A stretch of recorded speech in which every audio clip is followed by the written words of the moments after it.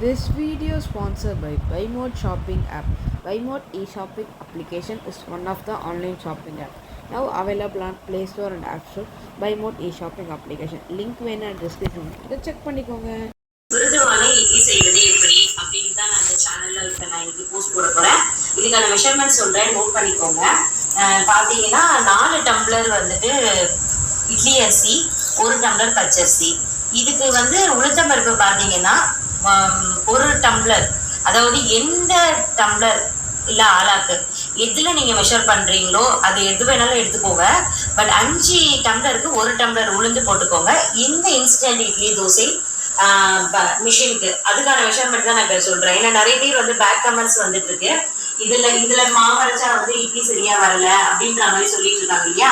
ஆனா இதுலயும் நல்ல மிருதுவான இட்லி நம்மளால செய்ய முடியும்ன்றதுதான் நான் இப்ப உங்ககிட்ட சொல்றேன். நானு பாத்தீங்கன்னா என்கிட்ட இருக்கிறது இந்த ஆளாக்கு தான் இருக்கு. நான் இதை தான் மெஷர் பண்றேன் எப்பவுமே, எவ்ரிடே நான் இதை தான் மெஷர் பண்ணிட்டு இருக்கேன். இதுல பாத்தீங்கன்னா 4 டம்ளர் இட்லி அரிசிக்கு 1 டம்ளர் புழுங்கல் அரிசி சொன்னேன் இல்லைங்களா, அதை எடுத்துக்கோங்க. இதே அளவுல 1 டம்ளர் உளுந்து போட்டுக்கோங்க.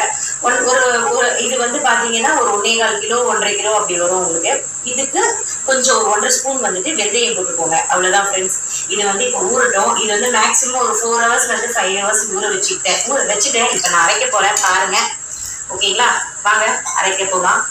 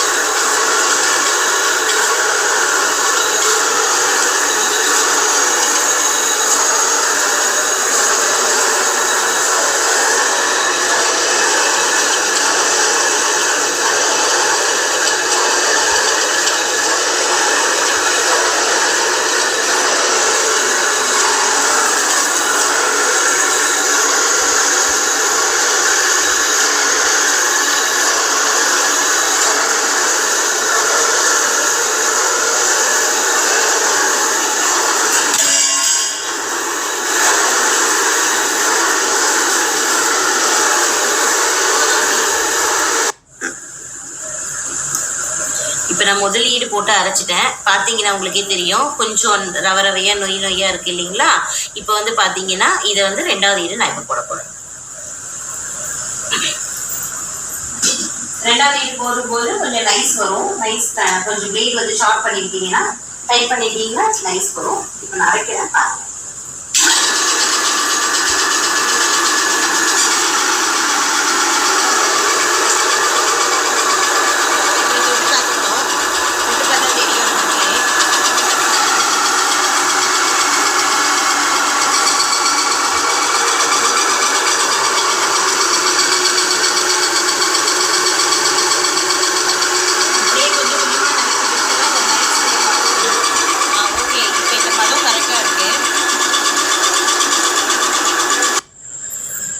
இந்த இன்ஸ்டன்ட் மிஷின்ல நான் மாவாட்டி முடிச்சுட்டேன் ஃப்ரெண்ட்ஸ். பாருங்க எவ்வளவு சுத்தமா கிளீன் ஆயிடுச்சு. மொத்தமே ஆட்டி முடிச்சு கிளீன் பண்றதுக்கே 5 மினிட்ஸ் தான் ஆச்சு.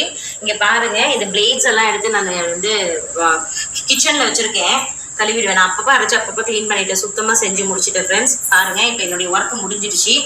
வந்தீங்கன்னா அதோ இப்ப மாவு ஆட்டி முடிச்சுட்டேன். மாவு பாருங்க, மொத்தமே 5 மினிட்ஸ் தான் ஆச்சு. இப்போ நான் நைட் ஆட்டியிருக்கேன். நாளைக்கு மார்னிங் பார்க்கலாம். இது நல்லா மேலே பொங்கி வந்திருக்கும். மேக்ஸிமம் 8 ஹவர்ஸ்ல இருந்து 10 ஹவர்ஸ் ஆச்சுன்னா நல்லா இருக்கும் மாவு. நாளைக்கு மார்னிங் நம்ம பார்க்கலாம் ஃப்ரெண்ட்ஸ்.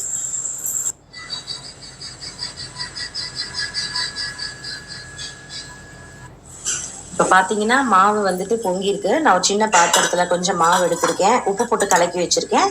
இப்போ நம்ம இட்லி இப்போ தட்டு வச்சிருக்கேன் இல்லைங்களா, இட்லி ஊற்ற போறேன். வெந்துட்ட உடனே நம்ம பார்க்கலாம் நம்ம. ஓகே,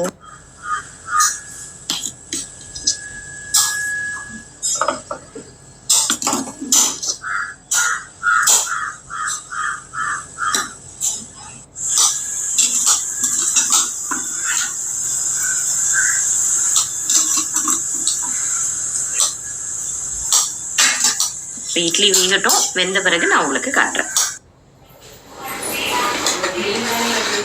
பாருங்க ஃப்ரெண்ட்ஸ், இன்னும் அழகா வந்திருக்கு பஃபியா. ஆற வச்சுட்டேன், ஆற வச்சு தான் எடுத்திருக்கேன்.